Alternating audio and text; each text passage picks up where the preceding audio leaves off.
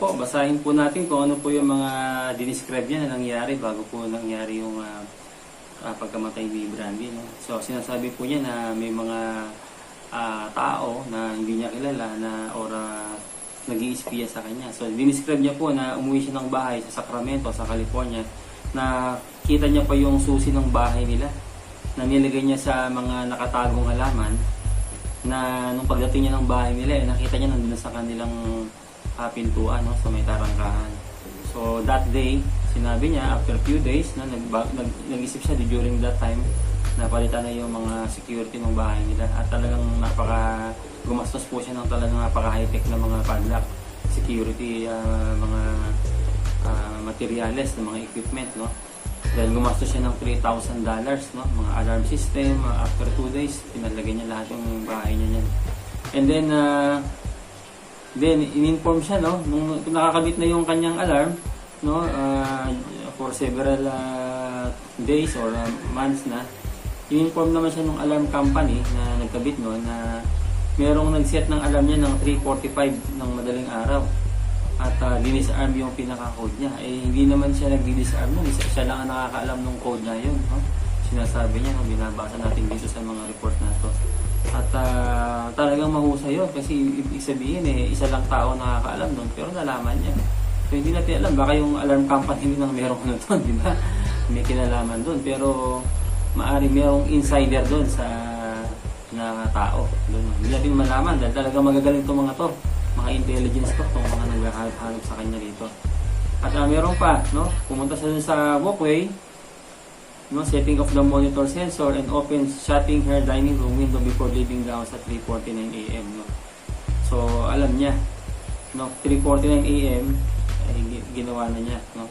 Pero nagkaroon ng disarmament, 3:45 pa lang, di ba? So, masyadong nauna pa sa kanya yung tao na to. And then, several days later, napag-alaman din naman niya yung computer niya, nalipat ng pwesto, no, above her microwave to the middle of her kitchen floor. No? So, nagtataka siya, bakit nangyayari yun? Meron pa, no, nakita niya daw yung kanyang hagdanan na nasa garahe niya, nakita niya yung hagdanan just outside a bedroom window of her house. No? Ibig sabihin, nasa garahe, nalipat naman doon sa bintana, yung labas ng bahay. Kaya nakapagtataka yung mga nangyayari na to.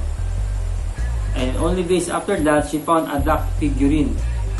Bibi naman, figurine, on one of her outdoor tables. Outdoor tables, di sa labas siya, no? Sa terrace siguro. O meron siyang mesa ro, merong figurine na bibi. No? So, hindi natin alam kung ano yung nais nila ipahiwatig doon. Ayun, duck, ibig sabihin ba, matakot ka? Ganyan, di ba? Parang ganun, ayun bang ibig sabihin nun. So very disturbing yung mga pinapahid niya na nangyari siya. Bago siya namatay, nangyari nga itong mga pananakot na to for several weeks, several months siya, no. At alam niya, no, sinabi niya sa sarili niya na pag may nangyari sa kanya, alam na nila kung sino ang may kagawa-gawa nun. No. In fact, bago nga siya mamatay, nag-post pa siya sa social media rin, no, kung ano pa yung mga talagang mga pinahayag niya. Basahin din natin, no. Alam ko, nag-post din siya sa Facebook nito, no. Yung sa Learn the Risk. So, basahin natin kung ano yung pinost niya dito. But given certain sudden tragedies over the last couple of years, I feel it's absolutely necessary to post these 10 facts. Meron siyang 10 bagay na sinasabi dito. And please, screenshot this for the record. So, marami nag-screenshot. In fact, ito nga, naka-record to . Nakita ko rin to sa mga ibang post sa social media at saka sa internet na naka-save ito sa iba-ibang mga website, no? Itong pinapahayag niya na to. Number 1, sabi sa pahayag niya, I've never had any thoughts of taking my own life. Di siya pwede magpakamatay. Wala siyang interest. Wala siyang planong magpakamatay, no? Even before I had my son. No? Kahit kailan daw sa buong buhay niya, hindi pa siya nagtangkang magpakamatay. So, imposible yun, no? Number 2, I have a huge mission in this life. Even when they make it very difficult and scary, I would never take my own life. Period. Kahit mahirap, kahit na talagang may tumatakot sa kanya, nananakot sa kanya, no, may nagbabanta sa buhay niya, hindi siya nag-isip na magpakamatay. No? Number 2. Number 3, Bastien means everything to me. Yung anak niya, and I would never leave him. Hindi niya iiwan to. Siyempre, sino ba naman ng magulang na mag-iiwan sa kanyang anak, diba? eh talagang baliw lang yan yung gagawa nun. Pero hindi siya dahil napaka-linawanag ng kanyang isip, nasa matinong kaisipan itong si Brandy. No? Period. Sabi niya, I have sold custody and he needs me as much as I need him. Oh, ito mo, napakalinaw. I would never think of leaving him for a second.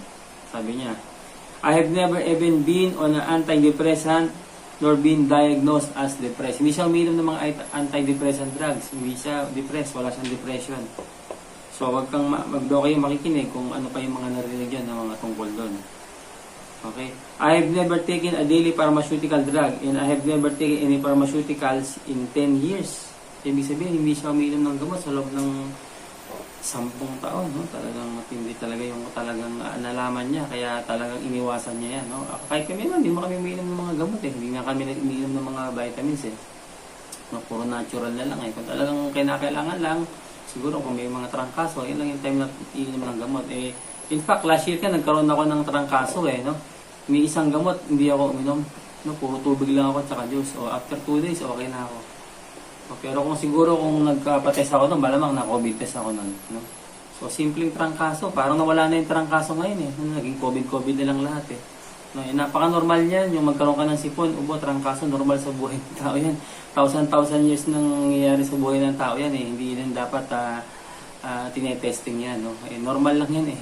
Yan ngayon, eh, magkaroon ka lang umubo ka lang ng konti, nakita ka sa hospital, eh, tetest ka na agad nila, no? For COVID test. So, talaga napakalaking kalokohan talaga ng mga nangyayari na to, no? So, basahin natin yung susunod, yung number 6. Sabi dito, no? There's no way anyone could get into my house. No robbers, no angry exes. My house is like a Fort Knox unless it was someone super professional. No, talaga napaka-safety nga, eh. $3,000 ba naman ang ginastos doon sa bahay niya. So, nung nakita niya yung mga nangyayari na yon, eh, ibig sabihin, meron talagang professional na gumagawa na nagtatangka sa kanya. At may nagbabanta sa kanya.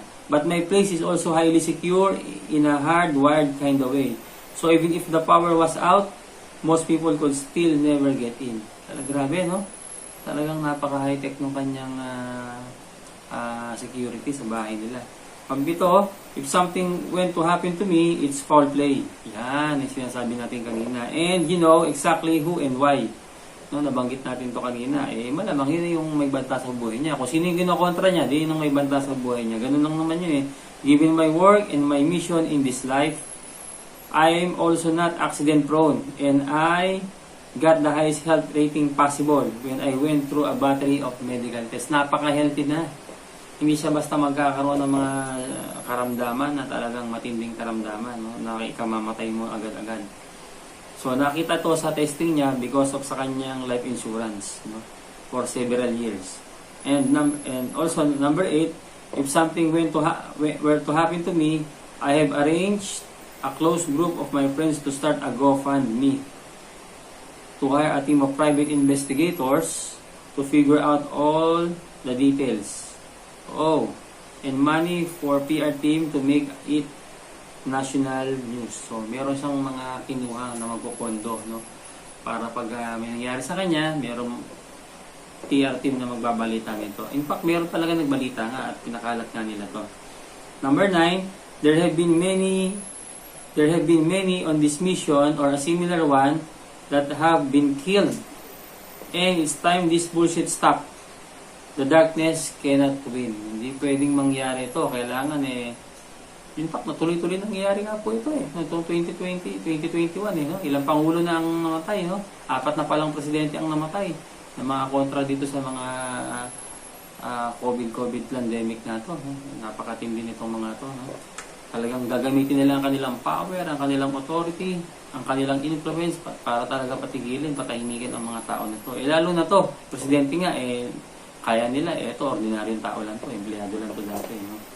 And number 10, sabi niya dito, I will never stop speaking out for those who no longer can. Even if from the other side, where I imagine I will be far more powerful. Panghuling salita niya, I have a team of angels surrounding me every step of this journey. But prayers of protection and love are always appreciated. So, Merong appear and hearts dito sa kanyang post na to. So, pansinin po natin mga kaibigan, no? Pag ikaw ay against sa narrative nila, talagang sisiraan ka, no? Parang yung mga nangyayari ngayon, i-stop ka ng social media, ng mga yung mga big tech companies na yan, pwedeng tatanggalan ka ng access dun sa kanilang mga social media accounts mo, ilalakan nila, ganyan, suspending ka ng 30 days, mga ganyan. O kaya naman, ito, katulad itong mga ganito, no, pwedeng kakasuhan ka, or ito, talagang pinatahimik ka ng tuluyan ito. Hindi ka, sa social media, dun tayo pinatatahimik, ito talagang pinatahimik ka talaga ng tuluyan itong tao na to. So, my first involvement with the pharmaceutical industry was as a pharmaceutical sales rep for Merck back when Vioxx was on the market. And when I used to rep Vioxx for Merck, and when it came out that Merck had falsified safety data, and Vioxx actually had twice the increase in heart attacks and strokes, people taking it, it really made me realize that there was a lot of corruption behind the scenes, and that just because something is on the market, a drug is on the market, doesn't mean it's safe. I started to do my research into vaccines and the ingredients and the flawed safety data. And what came to light was many things, but one of them was that aluminum is the main adjuvant in vaccines, in childhood vaccines. And I had experience with that, with researching that and the toxicity of aluminum, because my grandmother had breast cancer and the doctor biopsied her tissues and there were high levels of aluminum, and he told us that she needed to get off traditional deodorant, and that the aluminum in there was linked to breast cancer. It was carcinogenic. I started to do more and more research, and I realized that the U.S. gives twice as many vaccines on the childhood schedule than most developed countries. And the real health crisis is the fact that our kids are sicker than any other country in the developed world. And this is despite spending more per capita on healthcare. So we have highest rates of SIDS, asthma, food allergies, ADHD, childhood leukemia, diabetes, type 1. And this, to me, was the true health crisis. So we have a very broken system. Our vaccine system in the U.S. is broken. And we cannot mandate something when there are so many unanswered questions and so many things that are going on behind the scenes that people aren't aware of, including vaccine ingredients. Like when the pediatrician didn't want to show me the vaccine insert, well, there's probably, there's good reason for that. There's aluminum, formaldehyde, fetal cells, animal cells. There are a lot of things in there that other countries, A, ban from being ingested, and therefore have vaccines that don't include these ingredients, and B, have unknown consequences that we have no data on right now. And so it's basically playing Russian roulette with our children. And pharma is saying, oh, it's all about public health and public safety, and I'm saying, hey, why don't we have more data on what this really will do, long-term studies on what this is doing inside of our bodies and to our children, because right now we have the sickest children in the developed world. Itong si Brandy, kilala din to, no? Kontra din siya. She is also known, or she was also known as against the narrative of COVID and COVID vaccination. So alam na natin, no, talagang hindi man natin masabi na kung ano yung patunay, because sabi sa police report, namatay siya sa natural cause, o sinasabi nila gallbladder, no? Pero ito ay talagang senyales. Siya na nga nagsabi na talagang ang kanyang rating pagdating sa kanyang kalusugan. Hindi siya basta mamamatay dahil sa sakit, dahil napakaganda ng kanyang kalusugan. Batay na rin sa kanyang mga insurance, no? At saka sa kanyang medical mga testing. At siya ay maingat magmaneho. Talagang napakaingat niya sa buhay niya, pati sa security niya. Hindi basta-basta to malilisgrasya ng itong tao na to. So, pansinin natin mga kaibigan na talagang kapag ikaw ay nagsasabi ng totoo, at ikaw ay kumukontra dito sa mga malalaking mga kumpanya na to. Diba? Pinakita ko po sa inyo kung gaano kalaki ang kinita nitong mga pharmaceutical company na to. Noong 2020 po, 36%, no, ay ang kinita ng mga pharmaceutical companies. In fact, si Bill Gates nga po ang kanyang kinita at ang kanyang economic benefit na matatanggap, no, after nitong mga COVID na to is from 10 billion na kanyang investment ay kikita po ito at kumikita na po ito papunta dun sa kanyang target or kanyang expectation na 200 billion US dollars. So napakalaki po ng kita rito. No? At ito nga lang po, inailathala sa pahayagan itong Pfizer ina-expect nilang multi-billion po, double digit billions US dollars ang kanilang kikitain dito sa mga bakuna na to. Hindi lang po yan. No? Tinalaki din po natin ng mga nakaraang linggo ang 10 mga bagong bilyonaryo sa buong mundo. No? Makikita po natin noong 2020, pinagkakitaan po nila ng gusto yung pandemic na yan. Halimbawa, ano yung mga pinagkakitaan nila? No? Ulitin lang po natin yung mga number 1, yung vaccine, yung mga PPEs, mga thermometer na yan, yung mga bote, vials, no? Pati yung mga labeling niya, pinagkakataan po nila yan, no? Pati yung mga face shield na yan, yung mga face mask na yan, pati nga po yung panglinis ng kamay, no? Yung mga kasama na dyan yung mga alcohol, no? Talagang malaki po ang kinita ng mga kumpanya na yan dito po sa mga nangyaring pandemic. No? Sa kabila po yan, nung katulad sa Pilipinas, na billion po, negative 9% po ang ating ekonomiya. Negative 9%. Hindi po tayo lumago, kundi nalugi pa tayo ng 9%. No? At meron po tayong 4.5 million na tao na empleyado na nawalan ng trabaho dito sa bansa natin. At habang patuloy pa tayo nagsasalita ngayon sa oras na to, tuloy-tuloy pa rin po, dumadami ang mga nawalan ng trabaho, nawalan ng mga negosyo, naluging mga negosyo dito sa bansa natin. 8 probinsya po ang nalibot ko at Metro Manila. Nakita ko po, no, walang harong pagyayabang o biro dahil sa trabaho natin, sa hanap buhay natin, negosyo, na ito po ay pinabagsak ang napakaraming, dito nga lang po sa amin napakaraming business Pumunta ka nga lang dyan, no, sa mga mall, Region 3, Region dyan sa Divisoria na, pumunta po kayo dyan sa mga tutubahan. Akitin po ninyo yung mga po dyan, tindahan po dyan, puntahan po ninyo. Talaga makikita nyo, ang dami pong nagsara. Halos wala nang pumupunta po dun sa mga tindahan doon. Pinapakita sa TV, dun sa labas, maraming tao. Natural, malabas yun Palengke yung pinapakita, maraming tao yun doon talaga. Palengke yun Pero pag pumunta po kayo sa mga ibang mga establishmento, marami po ang nalugi, nagsara, at marami pong nawala ng mga trabaho. No?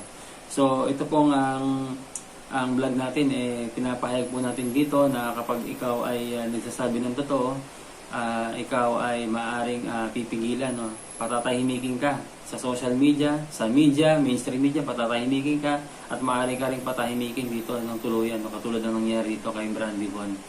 So magandang gabi po muli sa inyong lahat, magandang araw muli sa inyong lahat, sa mga ibang mga kaibigan natin. Patuloy po kayong makinig o manood ng mga video po natin at marami po tayong mga nakapost. Pwede nyo pong balikan po yun, no? Panoorin po ninyo, i-share po nyo ng i-share sa inyong mga kakilala para maliwanagan po ang inyong mga kaibigan, no? Na ang mga nangyayari po ngayon, no? Patuloy din po ang marami pong namamatay, no? Sa hindi malamang mga karamdaman, no? After nung kanilang mga turok, nagkaroon ng bigla ng mga karamdaman itong mga tao na to. At sana marami pa ho ang magising. Marami na ho ang nagising, marami pa ho ang sana ang mas magising. At muli po, maraming salamat sa inyong pakikinig. Muli po magbabalik ang inyong kaibigan na si John Wick. Magandang araw po.